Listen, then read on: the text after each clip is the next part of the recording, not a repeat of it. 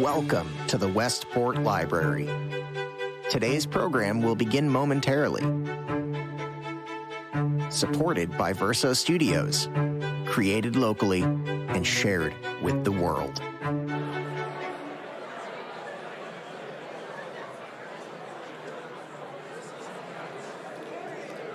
Good evening, everyone. Could I encourage you to please take your seats so we can get this party started?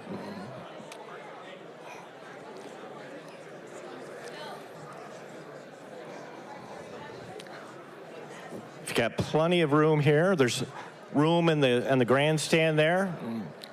There's some seats in the back. We got some seats up front here still, so if we could get you to take your seats, we're going to get started.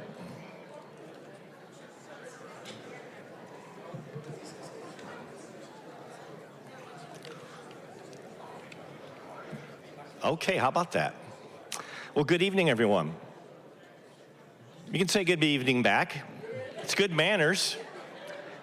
On behalf of the Westport Library, welcome to the Trez Forum. My name is Bill Harmer. I'm the Executive Director of this incredible library. We are delighted to once again partner with StartUp Westport for one of our favorite annual events, celebrating innovation, entrepreneurship, leadership, and community impact.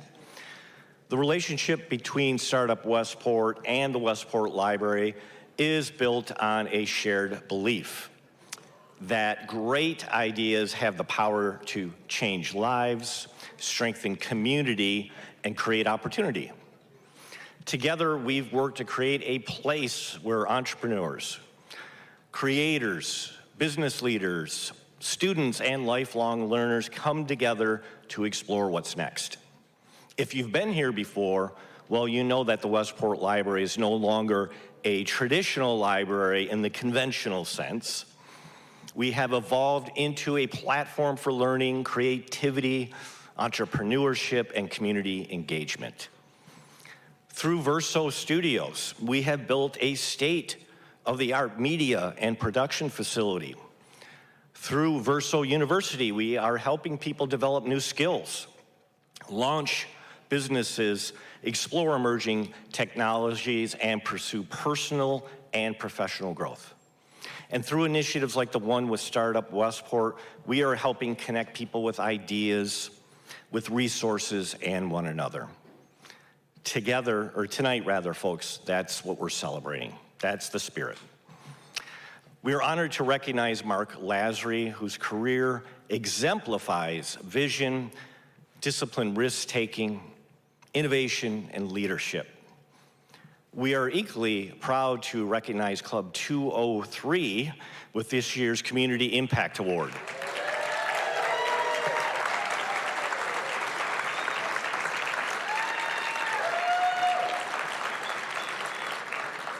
We're very excited for the meaningful work they do, creating connection, belonging, and opportunities for adults with disabilities throughout our community.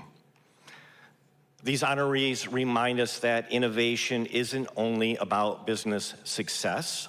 It is also about creating positive impact, opening doors for others, and strengthening the communities we call home. So thank you all for being here tonight and for supporting the entrepreneurial and community spirit that makes Westport such a special place.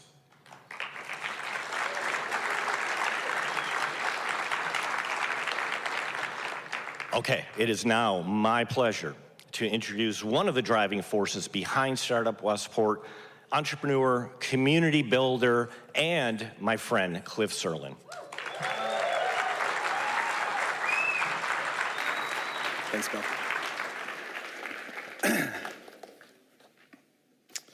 All right. Hello, everyone. Welcome. My name is Cliff Serlin. I'm the president of StartUp Westport. First, a profound thank you to Bill Harmer, the Westport Library staff. We greatly appreciate our partnership. It is what enabled us to, quite frankly, build StartUp Westport. So thank you. Travis. All right, before we jump into tonight's main event, I wanted to get to know you all just a little bit better. So, How many people are here at their first Startup Westport event? If you could show me your hands. Wow. Okay. Thank you. Welcome. All right, next question. How many of you here are entrepreneurs or aspiring entrepreneurs? Okay, I like it. Terrific. Let's talk about that. What exactly is entrepreneurship and why is it important? I was recently having a conversation with a friend who's actually here tonight about this very specific topic. And he said to me, and I agree, that everyone should consider themselves an entrepreneur. Why did he say that? Well, let's deconstruct that statement. Entrepreneurship means so many different things to so many different people. But at its core, it means taking agency and ownership of your life. Thinking and acting in an entrepreneurial manner creates the opportunity to have equity and ownership in your life. When people take equity and ownership in their life and daily activities, really, really good things happen.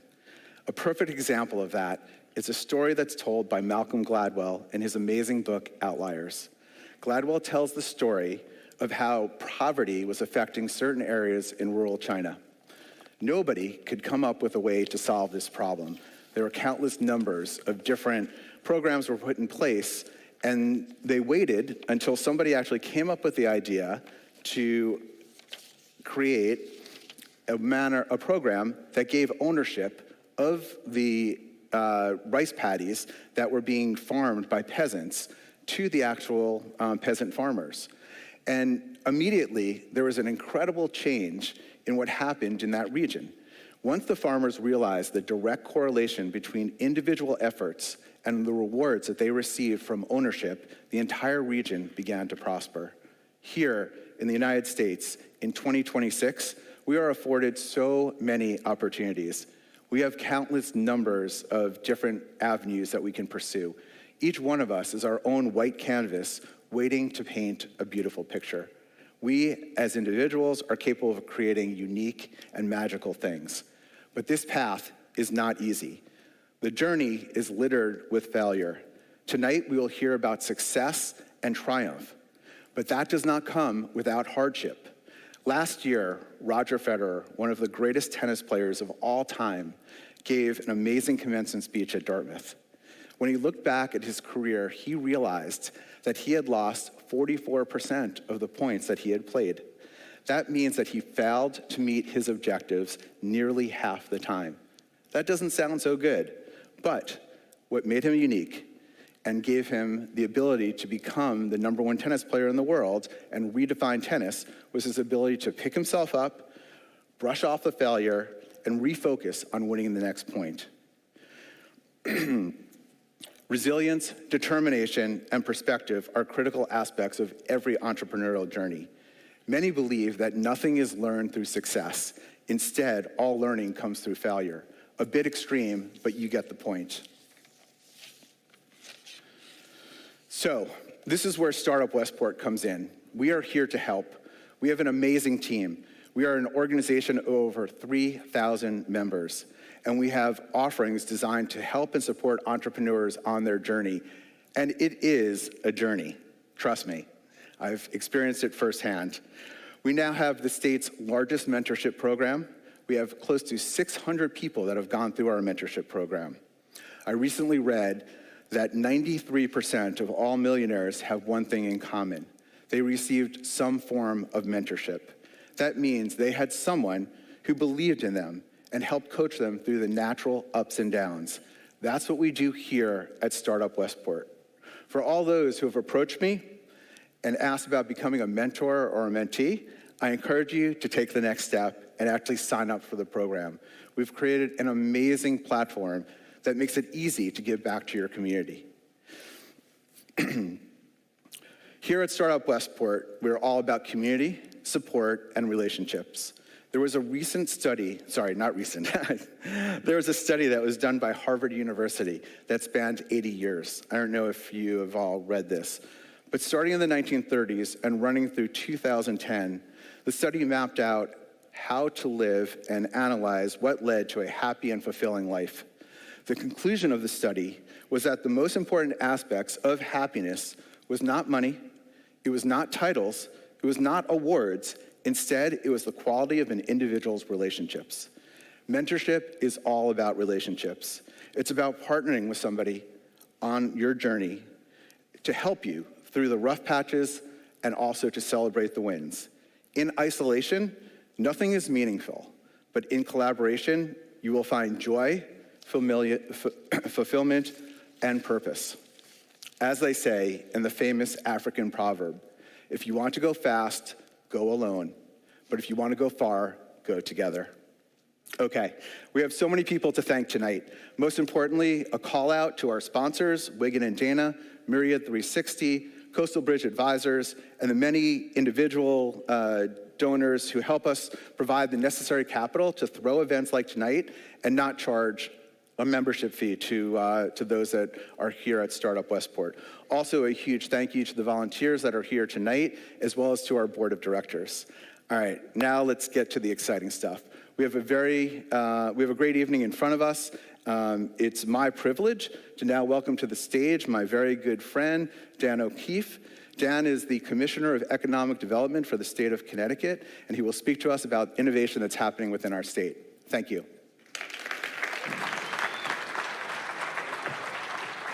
Awesome as always. Thank you, Cliff. I asked for a mobile microphone. My ADHD is way too strong to stand in front of a lectern. So thank you. Always presents a challenge to the camera guy as I move. But there's so many new people in the audience tonight, so I wanted to tell my little public service origin story with apologies to those of you that have heard this. But StartUp Westport was my first speech. 3 years ago, I got a frantic call from a friend of Cliff's who said, our speaker has canceled last minute. Do you have anyone who can make their mouth move? And what had happened was, by the way, is Dan from Meta here? Dan, there he is. Dan got COVID. Sorry, man, that might have been a HIPAA violation. That's probably a HIPAA violation. But it turned out COVID was still a thing. And so I cobbled together some slides, and they said it was StartUp Westport. That's the only context I had. I will confess, I thought I would show up and there'd be 6 people sitting around a coffee table talking about startups. I show up and there's 300 people in the room. I was totally blown away. Tonight I learned there's now 3,700 members of this organization. So it turns out the only thing more viral than COVID is StartUp Westport. So well done. But what's happening, I tell this story all the time, showing up and finding out it's 300, now 3,700. What's happening is actually part of a broader story. It's happening throughout the state of Connecticut, which is we're experiencing a moment. It turned out the pandemic was the shock to the system our economy needed. We were one of the net beneficiaries of that rewriting of the economic rules that occurred. Since then, so let me give some history. So 2008, 2018, what they now call the lost decade, we got hammered by the global financial crisis. So in those 10 years, our economy contracted on an inflation-adjusted basis. Just us, Mississippi, and Wyoming can say that. Mark, you don't have to be an investor to know that's not the direction you want things to move in. Since then, since 2018, we have added $100 billion to our economy. We're a $375 billion economy, so to call that a step function change doesn't do it justice. It's quite literally a hockey stick compared to what we had been experiencing. And people always ask me, like, what's driving that? I can tell you the big industries continue to contribute nicely, so things like professional services, advanced manufacturing in support of our national defense, finance and insurance, healthcare, all the things we always hear about, absolutely are all growing nicely and contributing. But the fastest growing contributor since then, by a multiple, is technology. And it's not just technology as it applies to the industries I just mentioned. That's captured in those industries. It's technology as a horizontal. We've seen our population increase every year since the pandemic. We're the only state in the region that can say that. By the way, last year, our international in-migration got cut in half. We still grew, but the rhetoric that's happening is not helpful to our state's economy. Everyone should know that. But our population has continued to grow. And what we're seeing is what all the hands that went up in here when Cliff asked who was new tonight. We're seeing a lot of folks come into the state and seeing what I saw when I moved my family here in 2011, incredible quality of life, incredible healthcare system, incredible education system, the soft and fluffy things that motivated me to raise my family here are now economic comparative advantage. So what you're experiencing is that moment. I'm incredibly excited that you're all here, continuing to drive it forward.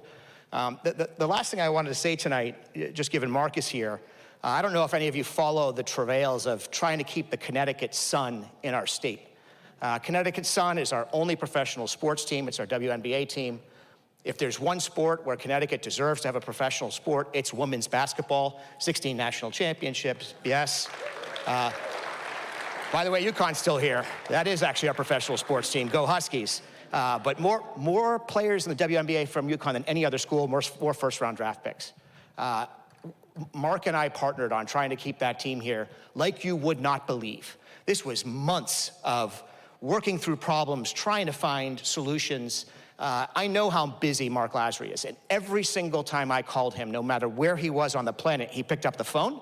Every time I called him, it was with a problem. Every time he came up with a more creative solution. That exercise, by the way, unfortunately failed for two reasons. It turns out we're 1% of the US population, squeezed between two larger media markets. Who knew? Second reason, the league has monopolistic powers. So unfortunately, that team is ultimately going to Houston. But I just wanted to comment because innovation isn't just what you're all doing and what the startup ecosystem is doing. It's also coming up with creative solutions to hard problems. And that's where I think Marc Lasry is so incredibly creative. So thank you all for being here tonight. Incredibly excited for all that you're doing. Oh, I want to say two other things quickly before I wrap. Sorry. We did announce a $100 million innovation clusters program. Cliff specifically asked me to talk about how we're investing in innovation. We've made one announcement, which is around quantum CT in the quantum ecosystem in biotech in New Haven.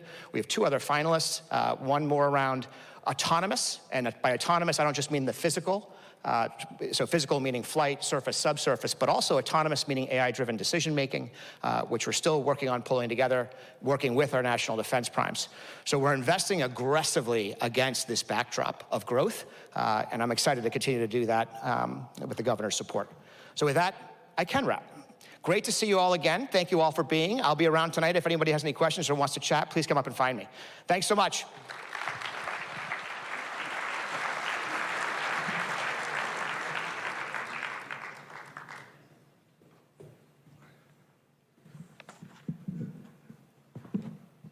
Dan, thanks so much for those comments. Really appreciate it. Also, you're making us proud. You're on a winning streak. So I think, was it today that Unilever announced the investment in New Haven and the research facility? Congrats, amazing. Connecticut is on a winning streak, and in no short measure to Dan's efforts. So thank you.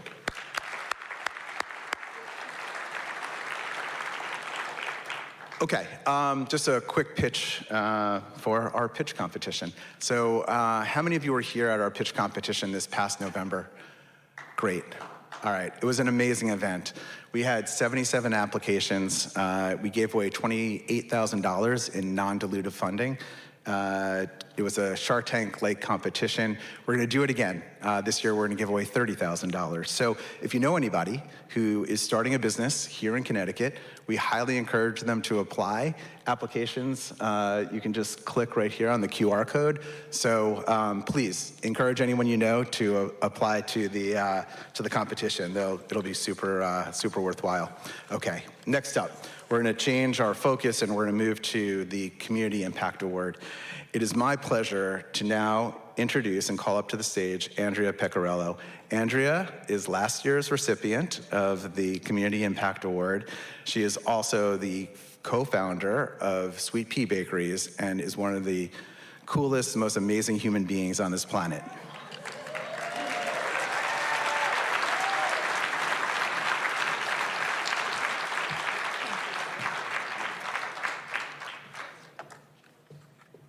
Good evening, everyone. As Cliff said, my name is Andrea Pecorello. I'm the co-founder of Sweet Pea Bakery.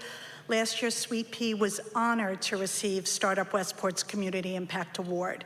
It is now my absolute pleasure and privilege to introduce this year's recipient, Club 203.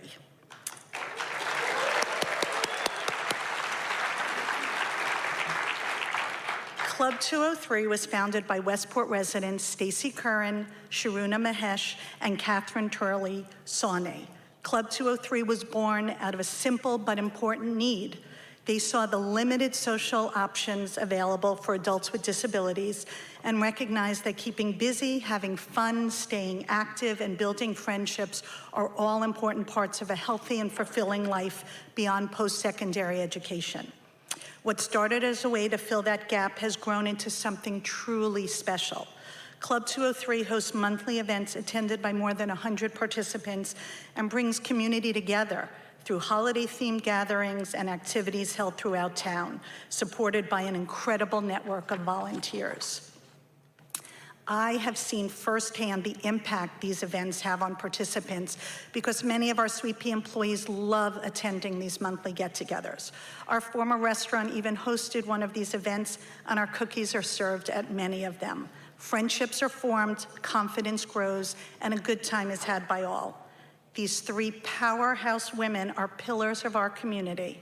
Their vision, dedication, and compassion have created opportunities for connection, belonging, and joy for so many people. Please take a look at this short video. As a volunteer walking into a Club 203 event, it is the purest form of human interaction and expression that you could possibly hope to find. We ended up as three moms who recognized that there was this huge gap for our kids. And after they left high school and all of the social spaces disappeared for them. There's just this literal drop in places to go, things to do, and ways to engage with the public and with the community and with your friends. I think we need to do something like that has like a lot of people like getting together and doing something fun like. And so we got together and we just devised this idea that we wanted to create a space for our kids to find community, to find somebody to date, to find somebody to go out with on the weekends. And so these three women came together and got it done.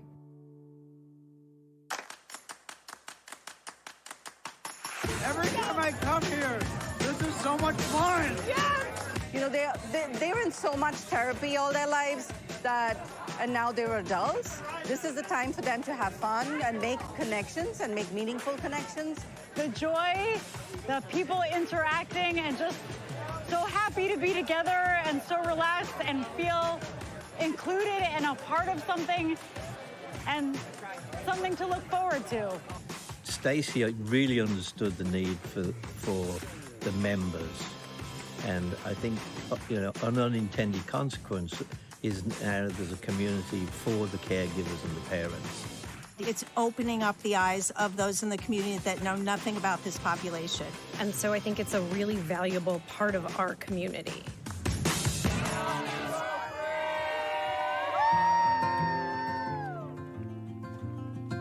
This is a totally volunteer group. They do it, you know, from the heart. It's not a business to them. It's a mission, and you can feel it. You can feel that passion. And it's positive. I think it feels like a family and a home, like, to me. It's just, I love your sneakers, can I have a hug?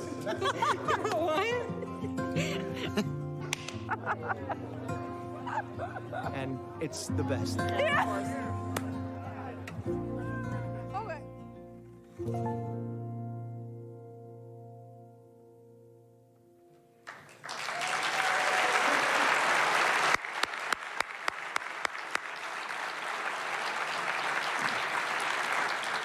What an amazing video. All right, Stacy, Sharuna, Catherine, please come up and accept the award.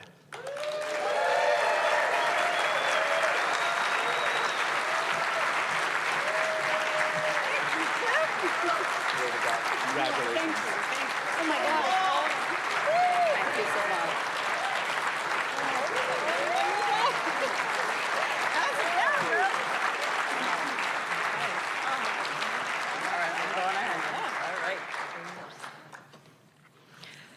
Wow, thanks, Cliff. And good evening, everybody. Andrea, thank you so much for your kind words. We are grateful for your inspiration and your commitment to building a more inclusive community with Sweet Pea Bakery. We would like to thank everyone at StartUp Westport for this incredible Impact Award. We are truly honored to be here tonight and deeply appreciative of this recognition. Special thanks to Jen Tucker, whose early support helped make Club 203 a reality. Elaine Dano, Director of Human Services, you are a rock. We could not do this without you and your amazing team. Dan Vogue, I did not see him today, but if he's here, wave. But Dan, you are our biggest fan, and we are grateful for all your attention. Brian Kelsey, thank you. Thank you for creating this amazing video for us and donating your time.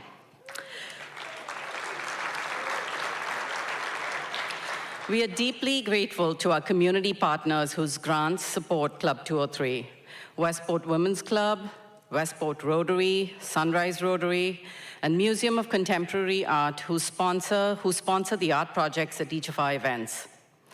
As you look at the screen behind us, you'll see the real story of Club 203.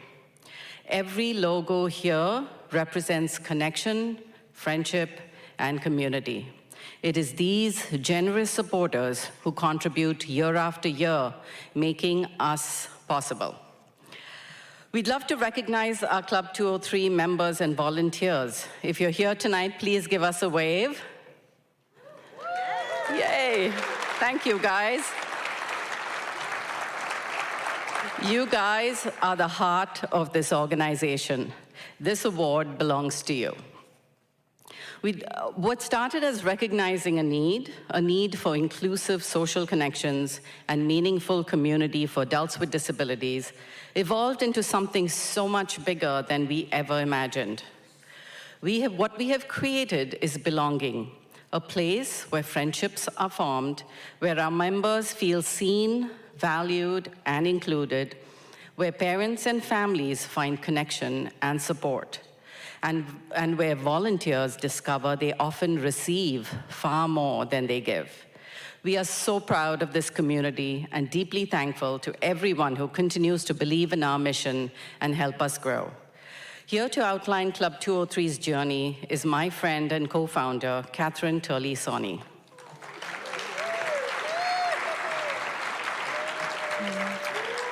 All right, thanks, Sharuna. Our story truly reflects the spirit of Westport. In 2021, mid-pandemic, I moved from Manhattan via Southern California to Westport with my lovely neurodivergent adult daughter, Elizabeth. As a professor of museum studies, I immediately connected with the Museum of Contemporary Art here in Westport, where I initiated an outreach proposal to provide healing art experiences for the neurodivergent community. This was warmly received, and I began working with Jody Felton, the president of the board, on this rich project. She immediately connected me with Stacy Curran as the source of all local information for adults with disabilities. We immediately met for coffee at the porch, Andrea's porch, and both expressed the need for social opportunities for our adult children. I shared an amazing program that Elizabeth participated in at the Meyerson JCC in the city. And Stacy responded with, "Let's start a mini version of that in Westport. Are you in?" And that was my first time meeting Stacy. And as everyone who knows her, she is a force of nature. And boom, she pulled in the resources of our incredibly generous town hall, human resources, support from the Commission on People with Disabilities, and we were off and running. We both knew immediately that we needed someone with both the heart for the project and the technical skills to build a website and front our social media. And Sharuna Mahesh was the perfect match for us. So there we were, 3 moms with neurodivergent adult children trying to solve a problem that was near and dear to our hearts. 5 months later, we had our first Club 203 event at MoCA. We hoped for 25 to 30 people to show up, and we ended up with over 100. And with the help of our volunteers, the amazing Westport Police directing traffic, Channel 12 covering us, and our event, and Westport Lifestyle featuring us, we were off to the races.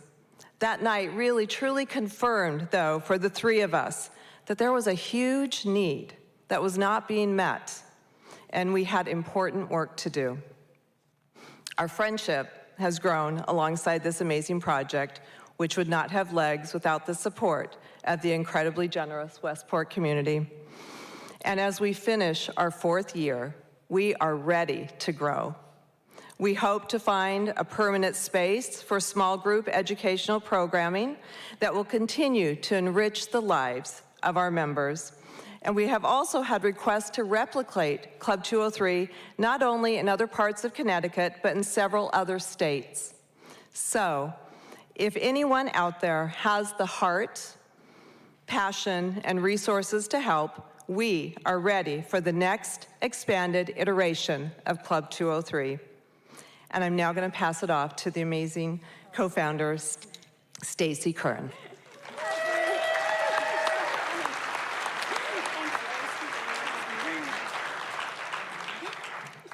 Wow. Good evening, I'm Stacy Curran, co-founder of Club 203, and thank you, StartUp Westport. So before every Club 203 event, we gather our incredible volunteers and have a quick meeting to talk about the run of show, go over the plan for the night, and talk about what needs to get done. And every one of those meetings, I cry. Not out of sadness, quite the opposite. I cry because we continue to witness the extraordinary impact that Club 203 has on so many individuals and families. There's music and dancing and art and food and fun, but what stays with us most? The parents and caregivers that seek us out and tell us what these nights mean to their children. They tell us their son and daughter finally has something to look forward to. They have a calendar with the dates circled and they start a countdown before the next event. They tell us their adult child finally feels a part of something. And something else beautiful is happening. Parents have found each other. They're navigating similar challenges, similar difficulties, and they're finding support in one another. Because many of us know firsthand what happens when formal education stops, the day the bus stops coming, and suddenly families are left asking, what comes next? How do I create a meaningful life for my adult child? For many adults with disabilities, life becomes deeply isolating, and that's why Club 203 matters. What happens at our gatherings is more than a party. It's belonging, it's friendship, and it's human connection. Our members seek each other out. They are the heartbeat of every event, and the heart of Club 203 is its volunteers. They show up with endless energy and dedication and say yes to anything we ask before we even finish asking. This entire organization is built on the shoulders of volunteers and this very community. As Catherine alluded to, in September, we begin our 5th year of Club 203, and in a world moving so much faster and technology is automating so much of life, what you are honoring here tonight is something deeply human. It's human togetherness, and it's human contact, and it's the importance of being together. The 3 of us saw a need, and we hope to create something meaningful, and if in some small way we leave this community a little bit better, a little kinder, and a little less lonely, then every moment has been worth it. So in closing, thank you, StartUp Westport, for finding us and honoring us. Thank you to every volunteer, every venue, and every supporter. You know who you are. And most importantly, thank you every Club 203 member that walks through our doors. You are the joy. Thank you.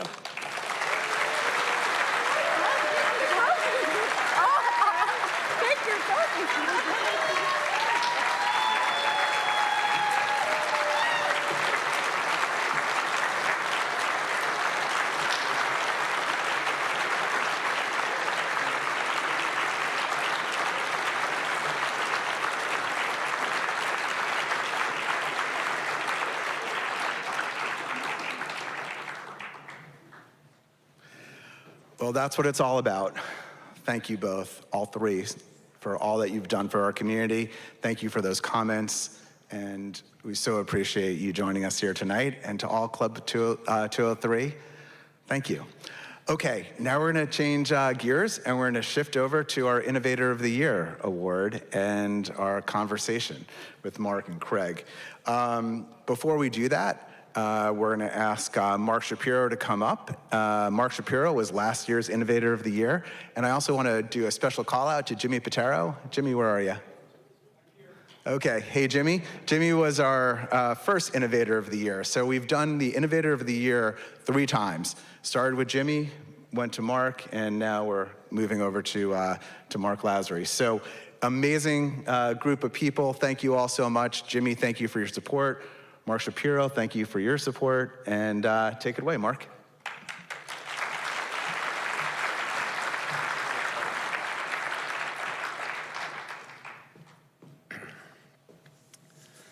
All right, good evening, everyone.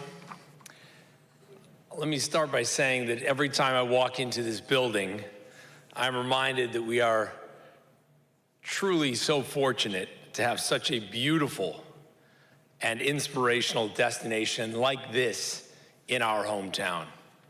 The Westport Library thrives at the intersection of education, entrepreneurship, community, and really remains a beacon of our town and our culture.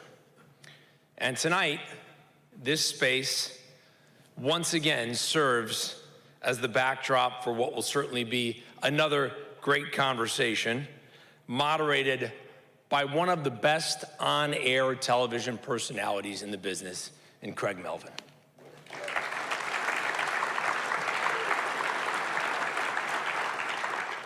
Craig is one of the most respected journalists in America today, an esteemed, award-winning broadcaster, and of course, the co-anchor of the Today Show.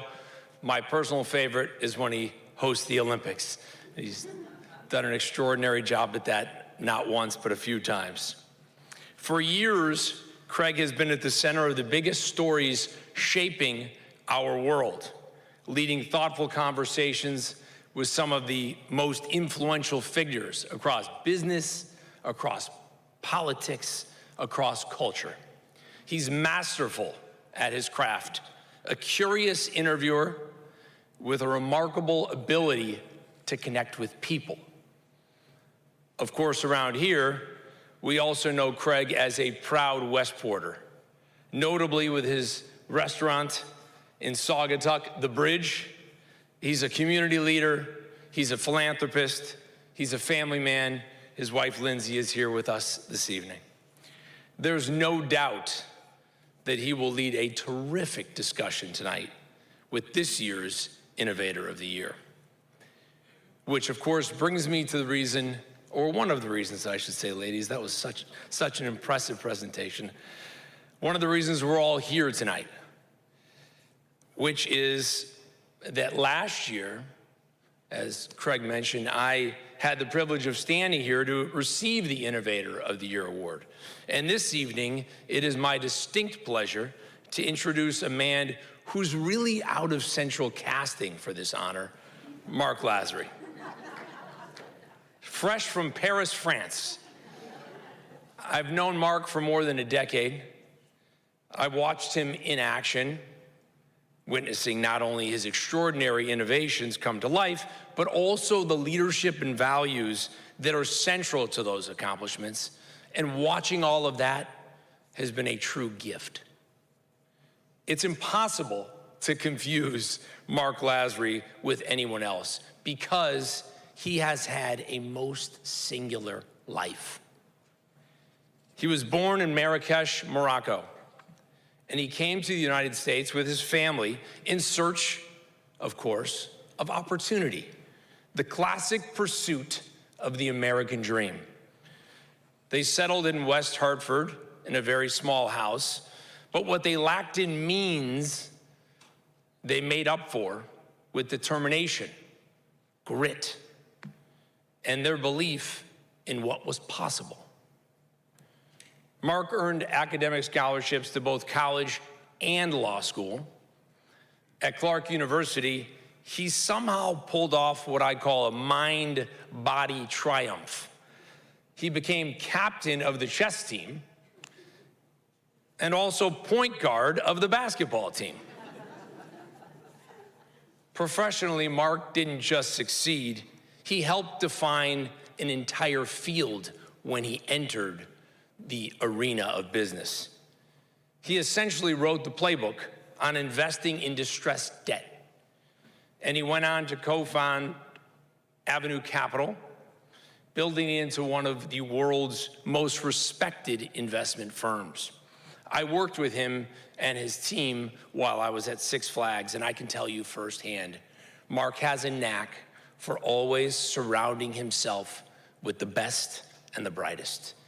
He searches for it, he recruits it, he closes it, he develops it, he nurtures it.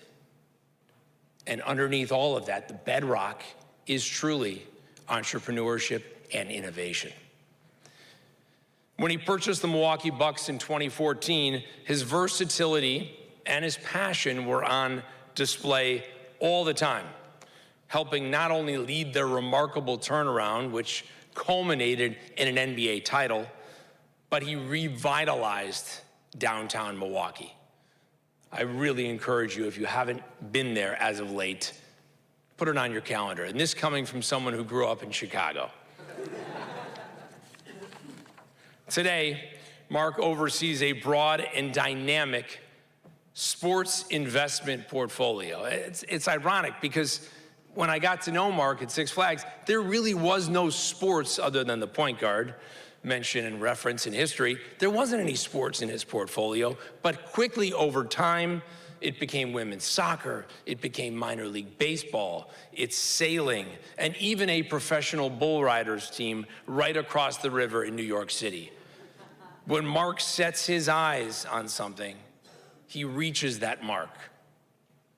He started his first company with his sister Sonia, and he continues to work alongside her today.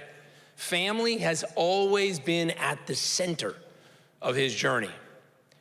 He's the proud father of 3, and he's approached both his personal and his professional life in a way that reflects his values. Marc has long believed that success and responsibility are absolutely inseparable.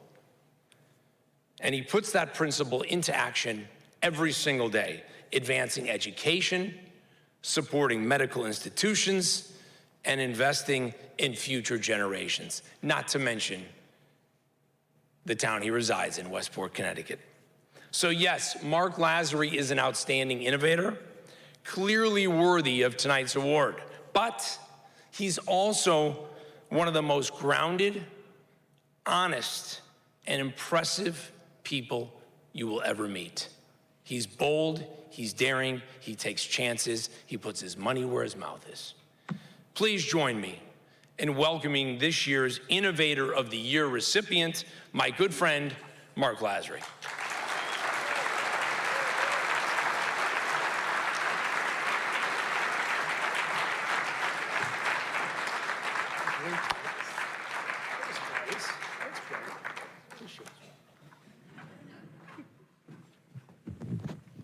That was a hell of an introduction. Yeah, I know. My God, you're not dying, are you? No, I'm good. You're good? All right. My wife's here. She heard the whole thing. It was good. Thank you, by the way. Mr. Shapiro, thank you. Thank you so much, especially considering I know you've got to catch a flight here in a little bit. And a big thanks to all of you for being here on a school night in Westport, Connecticut, at this beautiful library that is so much more than that. Every time we come, we're just gobsmacked by it. My 12-year-old and my 9-year-old, they grew up in this library when it was not this library. And my mother, who's with me tonight, as she came in, she said, oh my God, they really, this is so much nicer than it was. She hasn't been here in a while. My parents are in from South Carolina. My mom and my dad, they came in on Saturday. And in the span of 3 days, we've dragged them to 2 travel basketball games, a 3-hour dance recital, a 2-hour piano recital, and now this. So it may be some time before they come back. So thanks, Mom and Dad. And thank you, Marc Lasry, for being here tonight and for being just such an example to so many, in so many different ways, not just a fantastic businessman, but a wonderful family man as well, and someone who enjoys a men's fashion. I looked down at your shoes about 10 minutes ago. I was like, I've got the same damn pair of Zinnias. I was like, Mitchell's? He's like, yeah, Mitchell's. Is Bill Mitchell here? Bill was here earlier, and I want someone to tell him that I gave him the obligatory shout out contractually to continue to receive my discount. I have to acknowledge Mitchell's in every public appearance. Let's talk about you. Mark and I chatted on the phone briefly this afternoon, and you can tell a lot about a man by what he mentions first in a conversation with someone he's never talked to. And one of the first things that Mark mentioned to me, didn't talk about all the money that he's made, didn't talk about all the success, he didn't talk about his bull riding team in New York. He mentioned his kids and his wife, 5 kids, 14 grandchildren. That's, by the way, just to be clear, 5 kids is pretty impressive. 14 grandkids, he really didn't have a hand in it. But yes, it's a blessing nonetheless. But I don't think a lot of folks fully appreciate your backstory, how you started. Not just the fact that you were born in Morocco, but the circumstances into which you were born. Let's start from the beginning. Sure. First, thank you for the Westport Library. Thank you, Cliff. Mark, I'm going to have you introduce me every time. I thought it was great. You know? No, I'm serious. You're going to come with me wherever we go. I want to thank Jimmy for being here. I know you were the first person to be honored. I always worry following, actually, for the previous honorees. You guys were great, and I thought what you're doing is fabulous. I think for me, it's a little bit of what Mark said. I was born in Morocco, and my mom was a big believer that we needed to come to the United States. And my father was not. He was a big believer, since he didn't speak the language, we should go to Paris and France, because we all spoke French. So we went to France. We stayed there 6 months, and then my mother won, obviously. So we came, and we grew up in Hartford. And my mom was pretty simple. She became a teacher, and she just said, look, we can't afford for you to go to school, to college. So went to public school, and you had to get a scholarship. And she goes, look, it's easy. If you don't get a scholarship, you can't live here. No, I know she loved me. It was true love. But it was tough love. And, I went to Clark. I met my wife. We met first day of school. We've been married 42 years. Wow. I think it's the best 42 years she's ever had. Child bride. You're a child bride. And same thing. Went to law school and, got involved. I started as a bankruptcy lawyer. I thought I'd be a physics professor. Basketball was something I wanted to do. A lack of talent stopped me. I don't know why. They don't make that many great Jewish basketball players. We're trying, man. We're trying. Height and skill is a problem. And then I got involved in bankruptcy. I practiced for 1 solid year. Got out and got involved on the investment side, and was pretty good at it, and that was it. Pretty good at it. That was it. But you clerked at one point for a bankruptcy judge. How instrumental was that in terms of the skill set? I got a clerkship. I got the highest grade in the class, and that teacher was best friends with the judge. So I got the bankruptcy clerkship. Because of that, you get offers to go work at every bankruptcy firm. And I worked at a firm, and then an investment firm that was specializing in that said income. I was making $30,000 a year. They offered me $50,000. We had our first child. Seemed like a huge amount of money. So left, and that's how I got involved on the investment side. But yeah, law was great. I would recommend it to everybody. It's a great background. It really is. It's nice. I think it was helpful, but because I was a lawyer and I could understand the law and I could do numbers pretty easily, that gave me an edge. So I don't think without that background I would have been able to do what I did. What was the first job in finance? It was a small investment firm. I worked there for about a year. All right, so here, we'll make this interactive. I made them $25 million. This is in 1986. That's a shitload of money back then. It's a shitload of money now. But no, back then it was a shitload. All right, what do you think my bonus was? If you make somebody $25 million, what do you think your bonus should be? What it should be? $500,000? All right, what does everybody think? What? 5 million? Yeah, right? 5 million. You're my guy. I'm gonna come work for you. It's a town full of finance people, clearly. I'm like, $500,000 sounds like a lot. Yeah, 10,000. That was the bonus. Yeah. And you left the next day. Yeah. No, you also get the attaboy. You know, when somebody goes, you're so good, we love you, next year's your year. And I don't know, you've never heard that, right? And I got the attaboy, and then I left. And I went to work at a firm accounting company. They paid me $100,000.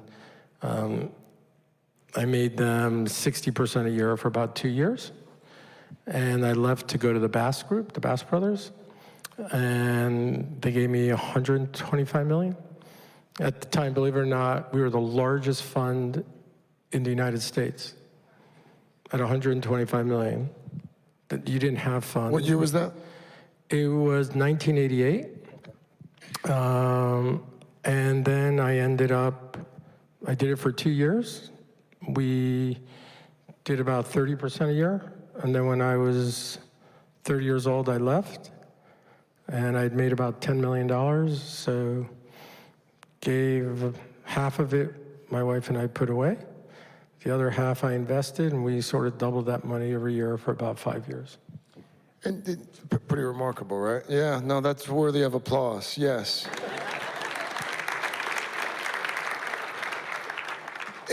Tell us about this story where at some point you decide to raise money from friends and family to start a venture. Tell that story. So in '95, wanted to start a fund, so we started with about $7 million and went to the Bass family and a couple of people. We started with our capital. And the firm grew from there. That was in 1995. By 1998, we were running, I think, 200 million. By 2000, we were running $1 billion. 2005, 10, and then by 2010, we were running 25 billion. So it grew exponentially. For folks who aren't familiar with precisely how it is, you've built this vast fortune, and Mr. Shapiro alluded to it, distressed debt. That's fair to say sort of always been your bailiwick. Yeah, you could, problem with distressed debt is people are naturally nervous when something bad happens, so they become non-economic sellers.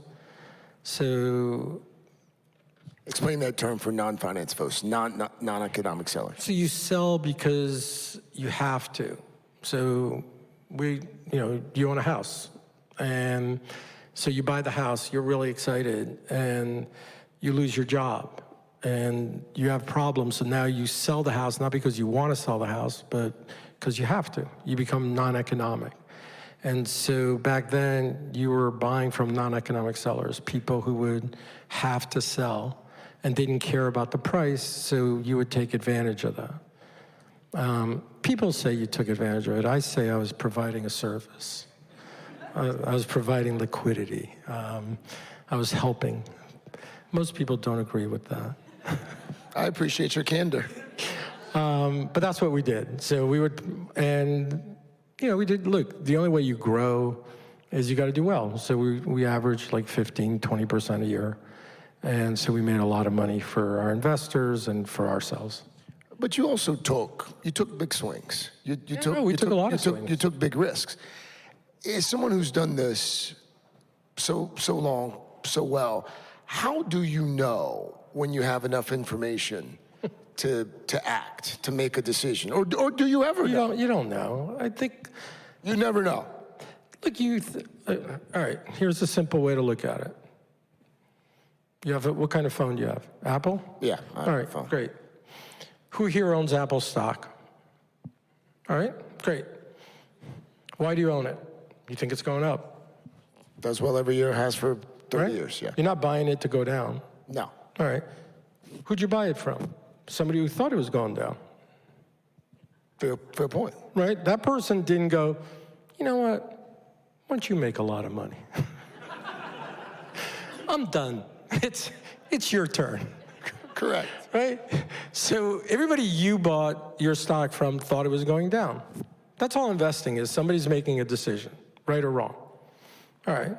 My job is I try to figure out, obviously I think I'm right. I'm not right all the time. I just got to be right most of the time. Like, look, in 2008, we were running 20 billion. We lost $5 billion that year. You said billion. Billion. That was for those of you who missed it, that was with the B. Yes. All right. I think I lost 10, 15 pounds. I couldn't eat. Everything you bought was going down. It made no difference. I remember once we did, I've told this story before, but has anybody heard of a company called Ford? Right? Yeah. They make cars, trucks, all right? Ford started at par, which was 100 cents. We started buying it at 80. Kept going down, 70, 60, 50. We had 500 million. So imagine losing, hundreds of millions of dollars. And I remember the analyst, we sit on a trading floor, and the analyst and the trader go, hey, there's another 100 million for sale. I was like, I don't care, I don't want to buy it. And the analyst goes, no, you got to love what young analysts. They're like, no, Mark, it's great. I'm like, shut up.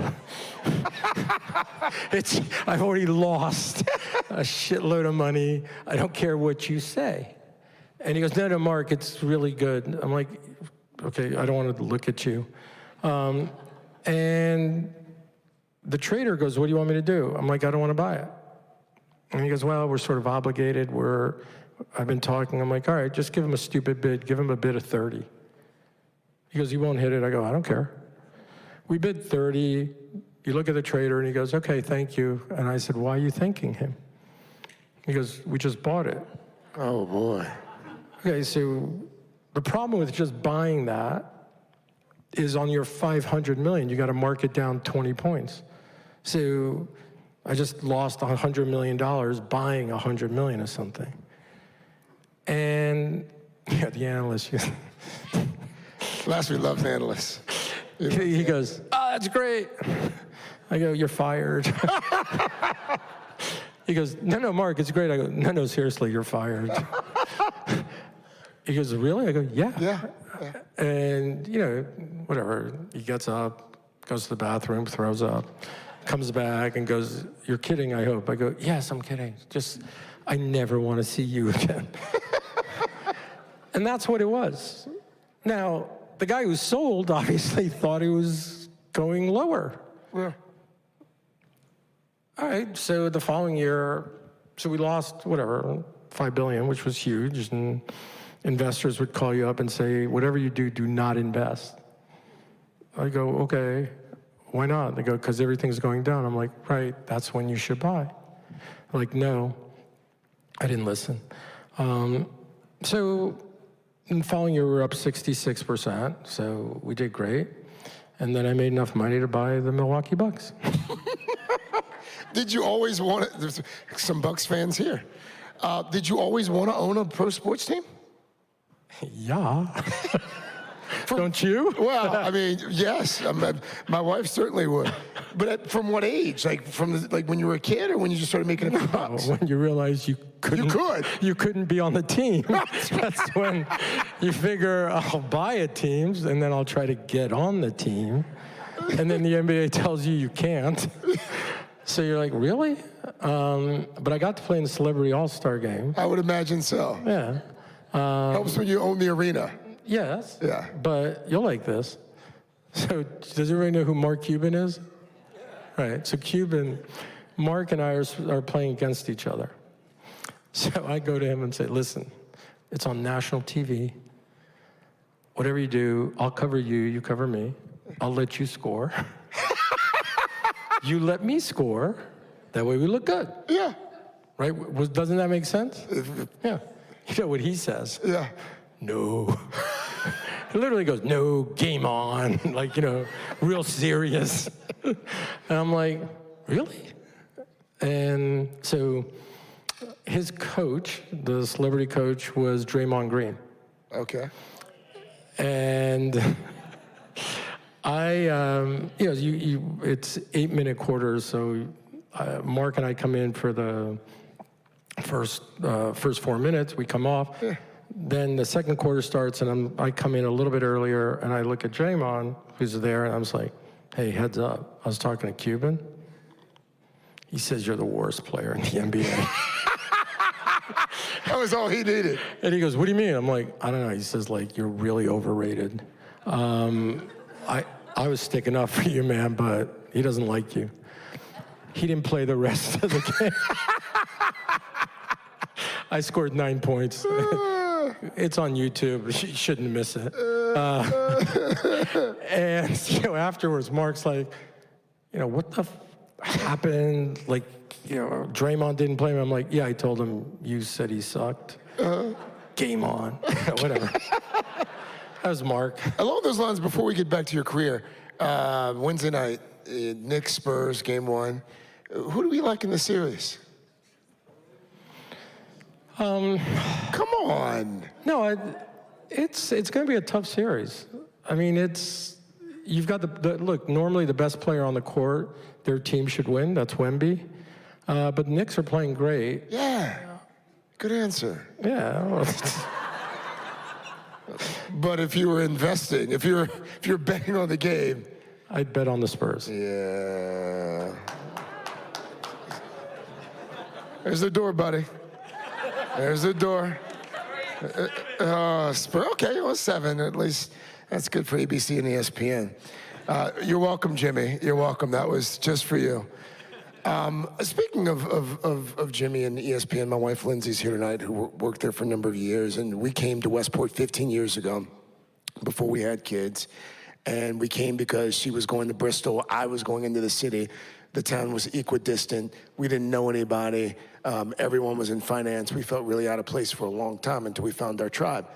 How did you land here in Westport? So my parents lived in Hartford. Kathy's sister, Cindy, and my brother-in-law, Alan, lived here in Westport. And we were going between Greenwich and Westport. Our kids are the same age.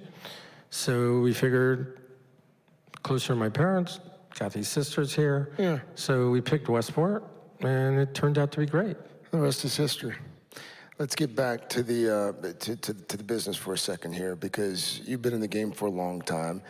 In terms of the ways in which it has changed, and I want to talk specifically about AI and artificial intelligence in just a moment, but going back to your early days in the 80s, talk to me about guiding principles then and some of the philosophies that would lead to success back then versus philosophies now, and how they're different, or are they different? I don't think it is. I think, look, investing is all about you're making a bet on the information that you have, and it's how you process that information, right? You bought Apple for whatever reasons, and I buy things for whatever reasons, but we all have the same information. I process it differently, and for whatever reason, that works. How do you process it? So you get information from one of your well-regarded analysts, and you take that information and you do what with it? I try to simplify things. I try to understand, okay, what is the company really making? What is it paying out in interest? What's the debt? What's the likelihood of it repaying? Because you're always buying something at a discount, right? So whenever you buy something at a discount, it's because there's a belief that things can go wrong or things can go right. And for me, I always look just at liquidation values. I look at if everything goes wrong, am I okay? I'm not trying to hit home runs, like AI or anybody who's investing in the market's hitting home runs. All I try to do is, if I can make 15%, 20%, you do that over a long time, it adds up. So we're trying to hit singles and doubles. So if I buy something at 60, I don't care if I don't make money, I just don't want to lose money. That's the difference. You're buying something, and you're buying it because you say, I'm going to buy it for $1, and I hope it's worth $5, right? I don't think I've ever been to a cocktail party where it seems like everybody you talk to, so they go, oh, you're in the investment world? I go, yes. They go, I bought something for $1, and I made 10 times my money. I'm like, wow, that's fabulous. Have you ever lost money? They go, no. I'm like, okay. It's fair. No, right? I mean, I've never met people, in the investment world, people lose money. Right. But at cocktail parties, nobody loses money. No one's ever lost. No. It's like when you talk to someone who's been in a car accident and you've never talked to someone who's like, it was my fault. Everyone's always like, you won't believe what they did. It's horrible. Yeah, no, that's a fair point. Let's talk about AI for a moment. Do you think this is a movement? Do you think it's a moment? Do you think we're on the cusp of a bubble? What say you, Mark? Well, all right. There's a company, SpaceX. Makes, I think, $20 billion. It's going to get valued at $1.8 trillion. So it's trading at greater than 100 times. Doesn't make sense to me. So I think all these valuations are way too high. Doesn't mean they're not going to go higher, but they'll come back. And they always will come back. And I think if you look at the internet, yes, I said it again. My wife loves it. We're at dinner with the kids. I go, before the internet. and your kids look at you and go, what are you talking about? The internet's always been here. I'm like, no, before. No. I remember too.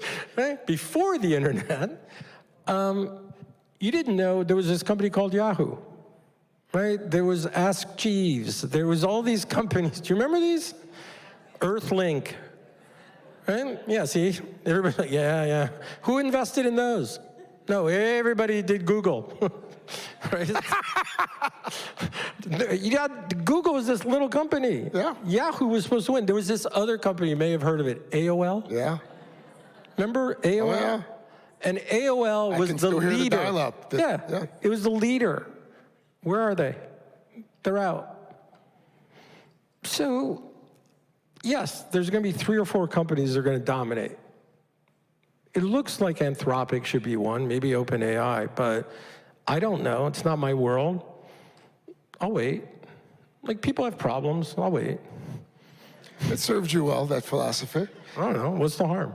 What are you incorporating AI into your strategies now, developing those strategies, or no? You still? No, we use it. You use it for research. You use it for what it's really good at. It's not.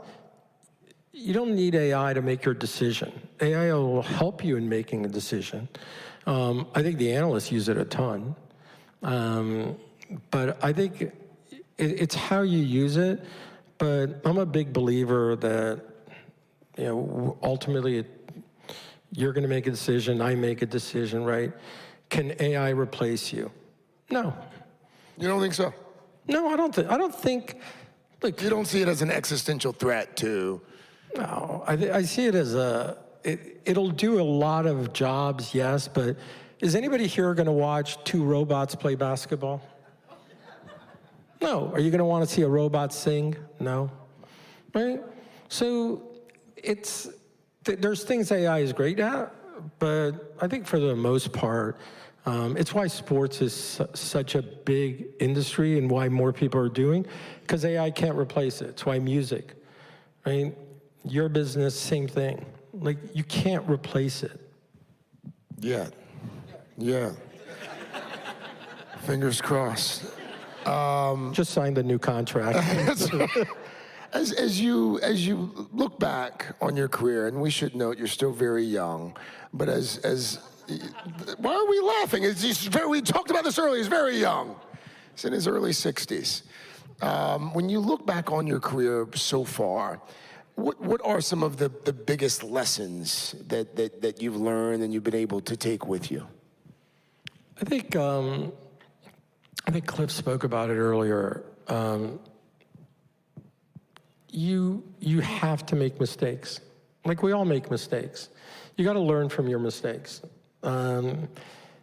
It's scary to lose money, right? It's scary to feel like you're going to lose your job. You're going to do, we all have pressures.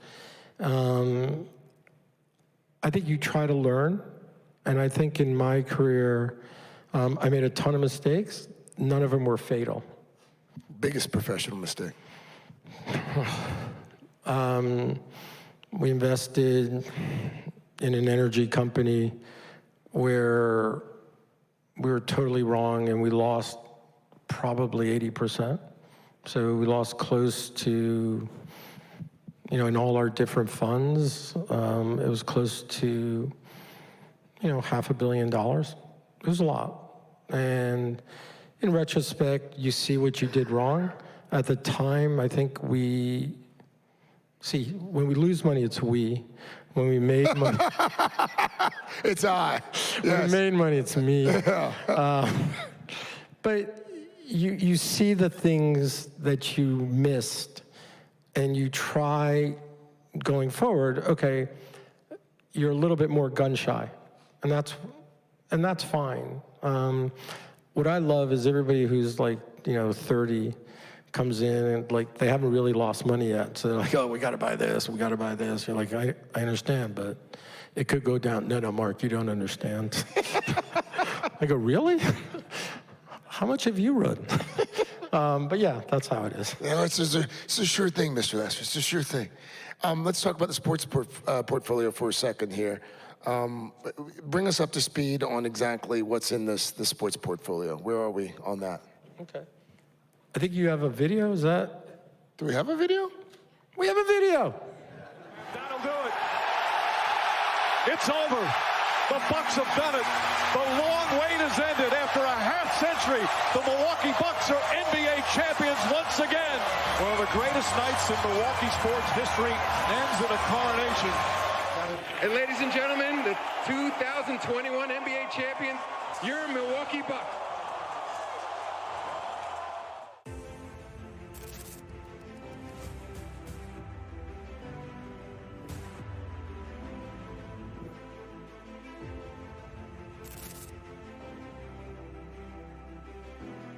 The silver-tongued devil.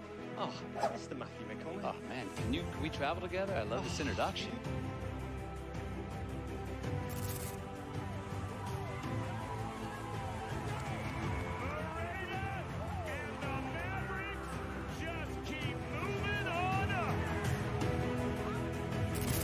Now the first team to have wins in both MotoGP and NASCAR.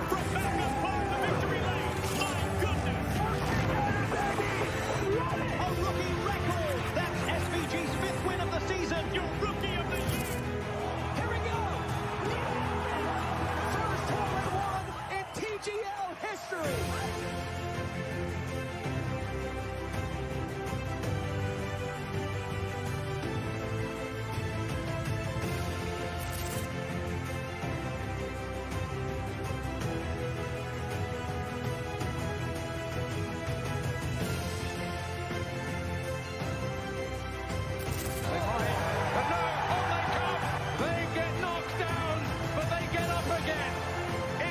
Respond to the heartache, the indignity of relegation with instant promotion. Henderson again, out into the night. Another chance. Where's it going to land? It's Gale who scores, and Bristol City win it. And they are are out in front. Yeah, great positioning by the US LGP team. You can't have one member of that team not doing 100%. It is going to be epic. Let's go!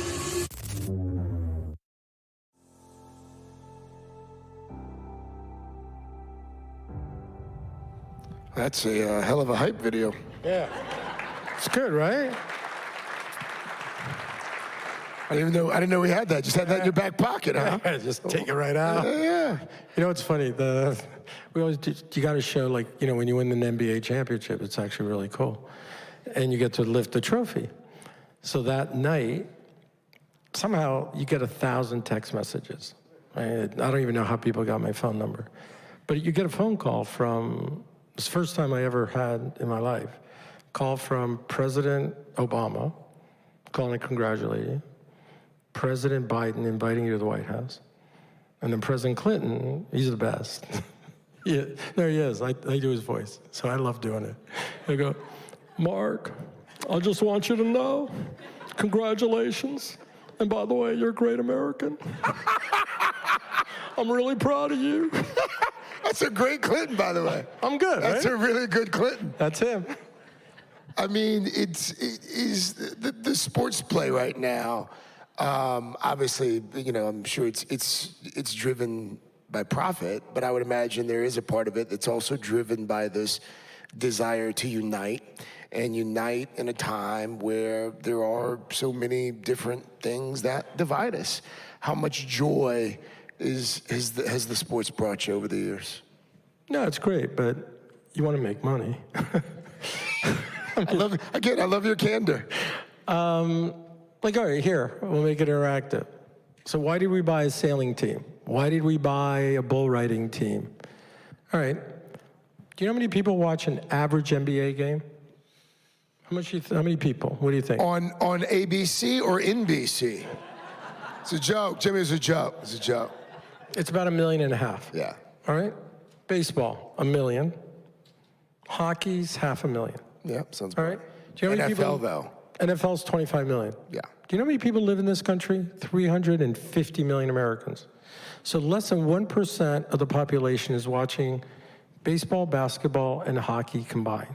On an average, just average, not the playoffs. All right. How many people do you think watch sailing? Who here sails? Raise your hand.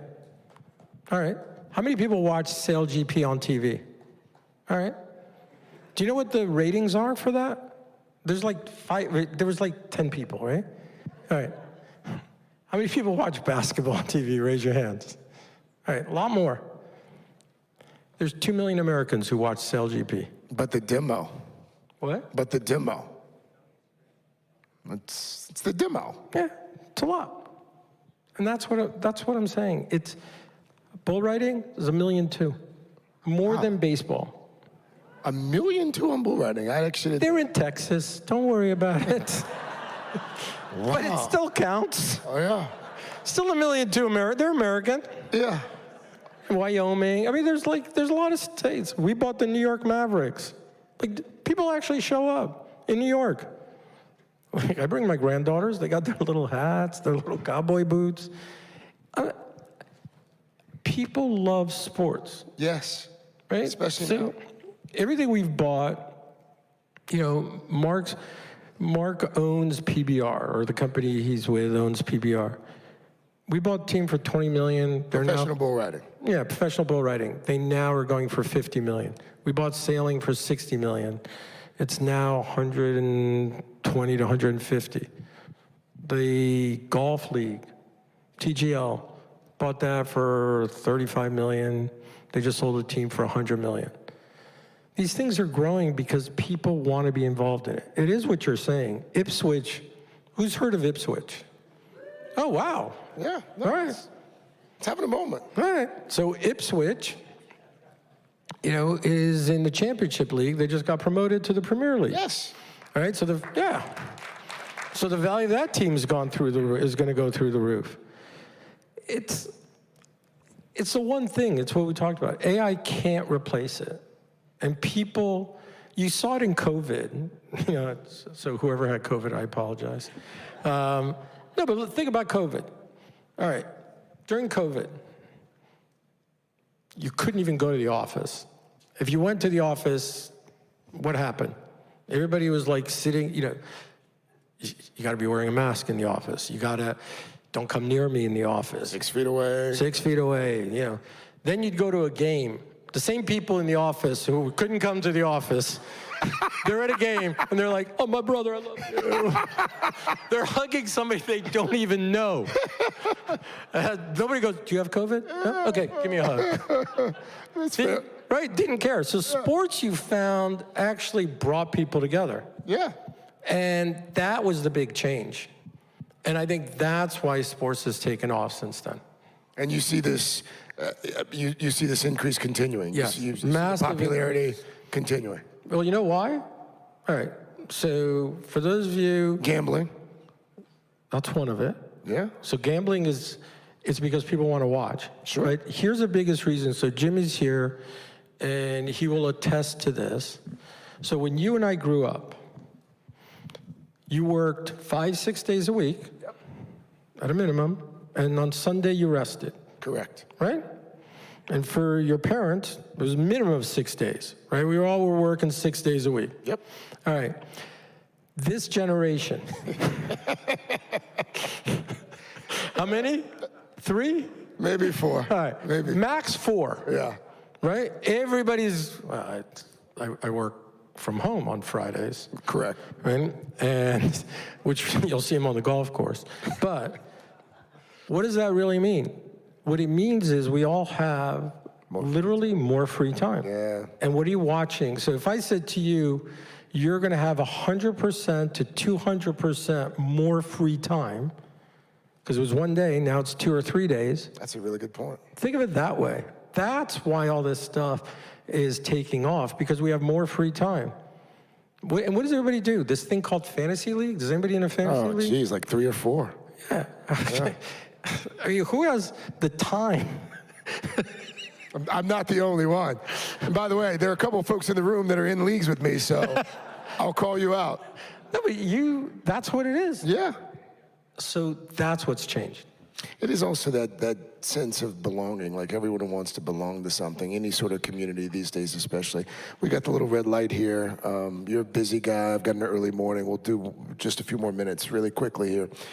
What's one thing that you haven't done yet that you still want to do?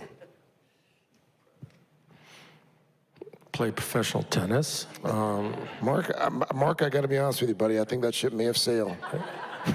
Besides, you haven't seen me. Besides playing a professional sport. I love meeting interesting people. I really do. I think you get to a stage where your curiosity about life, you want to meet people. My wife will tell you, you know, if somebody invites me somewhere, I'm like, yeah, sounds like a great idea. I'll go, because I think you always want to keep learning, so I love that. And like, you've got a great job because you're always meeting people, and afterwards you'll go, wow, much more interesting than I thought, or yes. Wow, so boring. What am I doing with that person? Thank God that interview's over. 50-50. Right? No, but that's what, and I think that's what makes the job and what makes what I do interesting. I love doing that, and that's why you sort of don't want to stop working. You're not slowing down. Doesn't sound like you're slowing down at all. No, it'd be boring. Are you one of those people that will never retire? Like they'll just wheel you out of the office, or at some point? No, I think we're all going to be forced to slow down sooner or later, and sort of life will dictate it, and when it does, it does. When that does happen, what do you want friends and family to say about Marc Lasry? What do you want them to say about the life that you've lived? You know, that you led a good life, that you did the right thing, that, you know, you built a family. I think hopefully we'll have 4 more grandchildren, and they'll have, you know, I'd like to be around to see my grandchildren have kids. Like, great grandchildren. Yeah, I think it'd be kind of cool. I do all this longevity shit, right? Does anybody do that? Oh, yeah. All the things. Yeah, do you take the pills? All the pills. I love Instagram. It's like, oh, do this one. Red light therapy. Right, yeah, you do everything. Cryo. Yeah, I think cold plunge. That's cold, though. It is. I can't do the cold plunge. I did it once. It was like, The shrinkage, Jerry, the shrinkage. So... All right, so we have the same issues. All right, well, it's about 8:15. Seems like that might be what you got. Anything else you want to add, Mark? No. Yeah. Congratulations. Well deserved. Here's the thing. We talked today for the first time. Your reputation precedes you, and folks who've spent any time with you, they all say the same thing. You have always been very generous with your time, with your resources, and with your intellect as well. So thank you for being such a fantastic Westporter. And as someone said during the cocktail hour earlier, you probably should have gotten the award sooner, but better late than never. Congratulations. Thank you.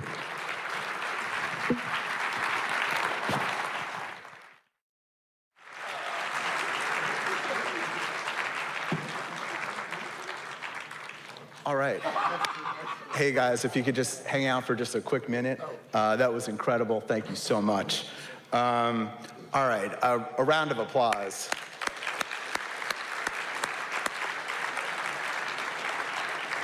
A couple thank yous. First, to Kara Curtis, who was instrumental in making tonight happen from StartUp Westport. Thank you so much. To Tom Frechette from Mark's team. Thank you so much for making it all happen. All right, I'm going to ask the StartUp Westport board to come up before we present Mark with the trophy for tonight. So Noah Fenn, Susan Fenn, Mike Minahan, Dave Altman, Dan Pical, Kara Curtis, Jay Norris, Cal Amin, and Vanny Nambudari. Hopefully I got everybody. If there's anyone I missed, please come up. Again, to both of you, thank you so much. Incredible. Also, a shout out to Craig's parents. Thank you for coming. That's so nice of you. So kind. And we're going to let Craig, you have an early wake-up call tomorrow morning. Thank you so much. We appreciate everything. And wait, Craig, before you go, a little gift from us. So, thank you. All right, Mark. And hang on. There's more. Oh, there's more. Okay, Mark, this is the Innovator of the Year 2026 trophy. We appreciate you sharing your evening with us. Cindy, great to see you. Your wife, thank you so much. Greatly, it was an amazing evening. Thank you. Here you go. Thank you.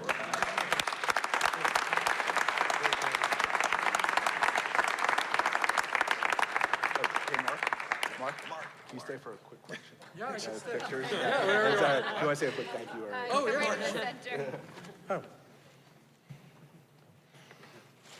yeah. One, thank you. And as I said earlier, I want to thank the library. I want to thank Westport Innovators. It's actually way too kind. I want to thank you guys for everything you're doing, because in all seriousness, I think when we all get started, we all need help, and that's sort of one of the things I learned. I think when you spoke about it, having a mentor is actually a really big deal. I had one who helped me a tremendous amount, David Bonderman, who's no longer here, but I wouldn't be where I am but for his help and things he did.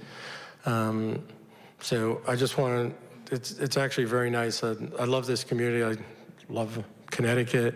I think when Dan O'Keefe spoke earlier, when we were trying to do the Connecticut Sun, that was probably one of the few things I was doing where I wasn't going to make any money.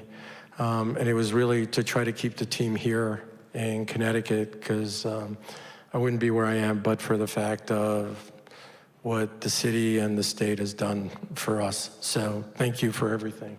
And it means a lot.